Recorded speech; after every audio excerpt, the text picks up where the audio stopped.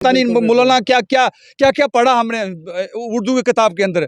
आज हमारे हिंदू सनातन धर्म के अंदर ऐसा किताब में क्यों नहीं है, क्यों अमेंडमेंट नहीं किया अभी तक 9 साल में? देखिए ये चीज़ें आनी चाहिए क्योंकि मैं तो गवर्नमेंट ऑफ इंडिया।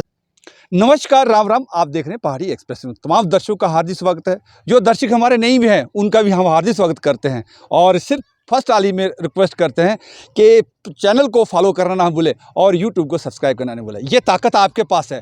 इस ताकत को अगर हमें देंगे तो हम हर एक चीज़, चाहे वो सनातन धर्म हो, चाहे कोई एडमिनिस्ट्रेशन प्रॉब्लम हो, चाहे कोई किसी टाइप की पर्सनल प्रॉब्लम हो, हम सरकार तक पहुंचाने के लिए सक्षम हो जाते हैं। चलिए आज हम श्री रुमेल सिंह से ये बातचीत कराते हैं। श्री रुमेल सिंह जी जो हैं, ऑलमोस्ट आप लोगों ने देखा होगा कि काफ़ी सनातन धर्म का प्रचार भी करते हैं और प्रचारक भी हैं, और साथ साथ में काफ़ी मंदिरों में, काफ़ी पहाड़ी इलाकों में जो मंदिर है, गुरुद्वारे है, जहाँ कहीं भी हो, तो ये इनसे बातचीत करते हैं। रुमेल सिंह जी, आपका सबसे पहले हार्दिक स्वागत है पहाड़ी एक्सप्रेस न्यूज़ में। आप सबसे पहले मैं पहाड़ी एक्सप्रेस न्यूज़ को अभिवादन करता हूं कि जिन्होंने मुझे अपना टाइम दिया और सनातन धर्म जो हमारी सभ्यता, हम सब जो सनातन धर्म से जुड़े हैं और ये हमारा परम कर्तव्य है कि हमें अपने सनातन धर्म को और आगे लेके चलना है। ये तभी संभव होगा जब हम घर घर जाएंगे और हम अपने सनातन धर्म की विशेषताएं लोगों तक पहुंचाएंगे कि हमारे सनातन धर्म में समानता का हमें हर चीज़ दिखाते हैं कि हर चीज़ कि हमें हर किसी को बराबर समझना है। तो हमारा सनातन धर्म बहुत ही महान है और जो हमारे प्रभु श्री राम है, जो हमारे आदर्श हैं, जो मर्यादा पुरुषोत्तम प्रभु श्री राम जिन्होंने दुनिया में एक मिसाल कायम की और इतने कष्ट उन्होंने झेले। सोचो वो बालक कैसा होगा जिसका राज्याभिषेक होना था और उसको अगले ही दिन ऑर्डर आता है कि वल्कल पहनो और निकलो जंगल को। राम राज्याभिषेक होगा, मैं राजा बनूंगा, इस बात पे बिल्कुल प्रसन्न नहीं थे और उन्हें वनवास दिया जा रहा है, इस बात पे बिल्कुल दुखी नहीं थे। यही राम का होना है। और रुमेल सिंह जी, आजकल का जो देखा, आजकल का तो मोबाइल, आजकल डिजिटल इंडिया, आजकल के उन बच्चों को, छोटे छोटे बच्चों को कोई ऐसा संस्कारिक तरीका नहीं बता रहे पेरेंट्स, इसका क्या कारण से? देखिए, मैं आपके चैनल के माध्यम से तमाम उन अपने जो मेरे सीनियर मोस्ट लोग हैं और जो पेरेंट्स हैं, वो अपने बच्चों को रामचरितमानस बताएं, उसमें राम का धैर्य बताएं।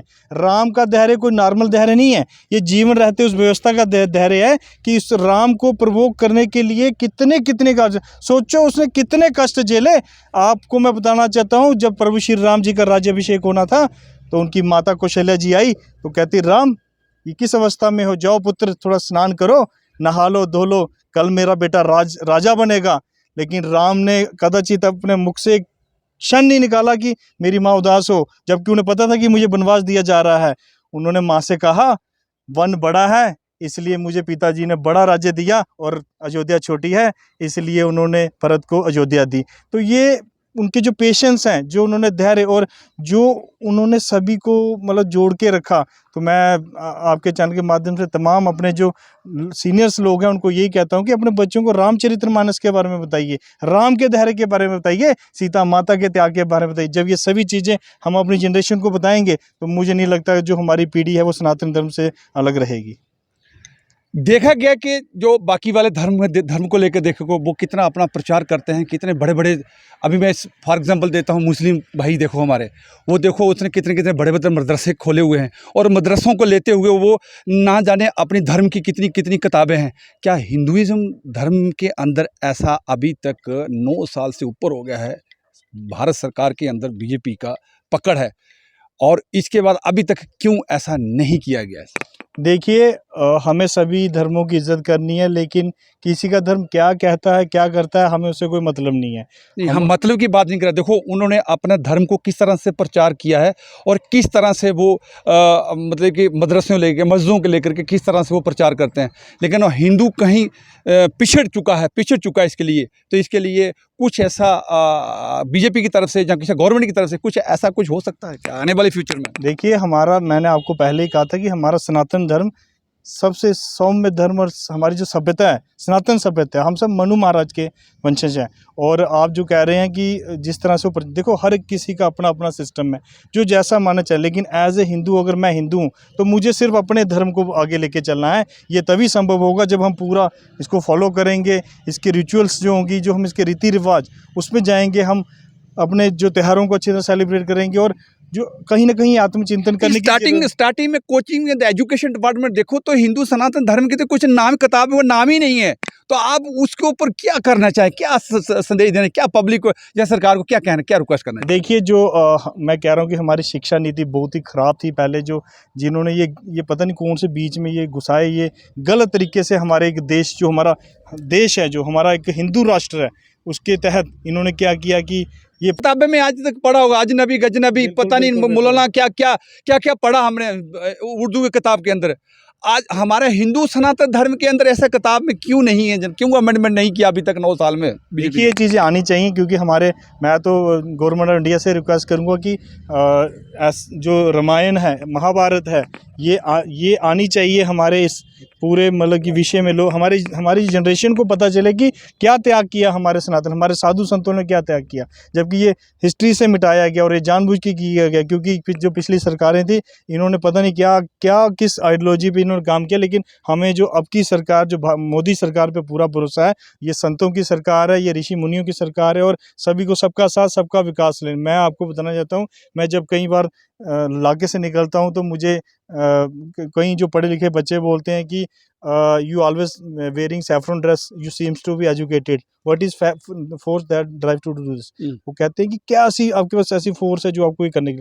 तो मैं जब उनको देखता हूँ कि हम आजकल बच्चे एक दूसरे का खून के प्यासे हैं, आज वैल्यू और करैक्टर नालियों में है। आज मतलब कि कल युग में इतना घोर पाप चढ़ा है, तो इस अंधकार को दूर करने के लिए किसी न किसी को तो आगे आना है। मैं किसी के देखो समाज के अंदर सबसे आगे आने के लिए सनातन धर्म का सबसे बड़ा माध्यम क्या है? साधु संत। लेकिन साधु संत तो आप भी, आज मैं कुछ कह नहीं सकता हूँ अब इसके ऊपर। साधु संतों का क्या हाल है, उन साधु संतों ने चंद एक को छोड़ करके क्या हालत कर रखा है, इसका क्या कारण, क्या वजह है?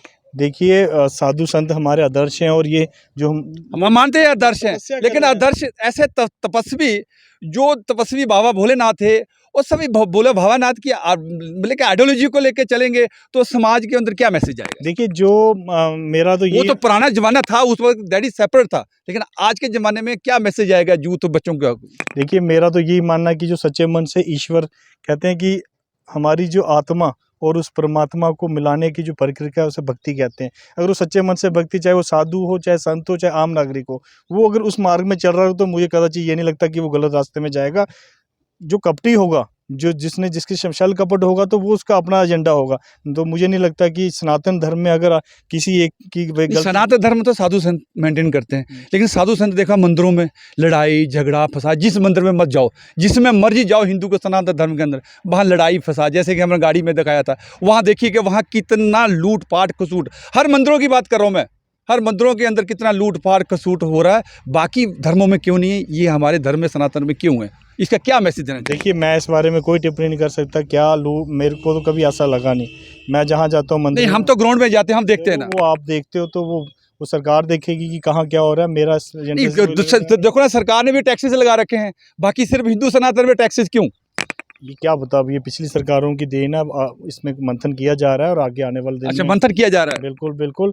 हमारा जो हमारे सनातन धर्म को क्या मैसेज देना चाहिए, क्या मंथन किया जा रहा है? कोई हाई लेवल में कर रहा है कोई? मैं सनातन धर्म से आपको यही सभी को मैसेज देता हूँ कि आप प्रभु श्री राम जी की जीवन शैली के ऊपर एक बार जरूर देखें कि उन्होंने किस तरह जीवन, और माता सीता का जो त्याग सोचिए। जो एक राजा की पुत्री, एक राजा की पुत्र वधू, और एक राजा की मतलब जननी थी, उसने कितने जंगलों में कष्ट में, आज की जो मेरी माताएं, जो मेरी बहनें हैं, वो जो पेशेंस नहीं है उनमें, माता सीता से देखिए, वो जो अपने परिवार को अगर अपने पालन पोषण करना है तो आप एक बार माता सीता की जीवनी देखेंगे तो मुझे नहीं लगता कि आपके पास कोई ऐसी कोई वजह रहेगी कि घर में कोई मनमुटाव रहेगा। मैं आपसे फिर ये कहता हूँ कि प्रभु श्री राम हम सबके आदर्श हैं, हम प्रभु श्री राम की संतानें हैं। ये सब सृष्टि के कण कण में प्रभु श्री राम है, इन पहाड़ों में, इन जंगलों में, आप देख सकते हैं सृष्टि के कण कण में ईश्वर विद्यमान है। आपके दिल में, मेरे दिल में, सबके दिल में। हमें सनातन धर्म को आगे लेके चलना है। सनातन धर्म के लिए अगर हमें अपने प्राणों की आहुति भी देनी पड़े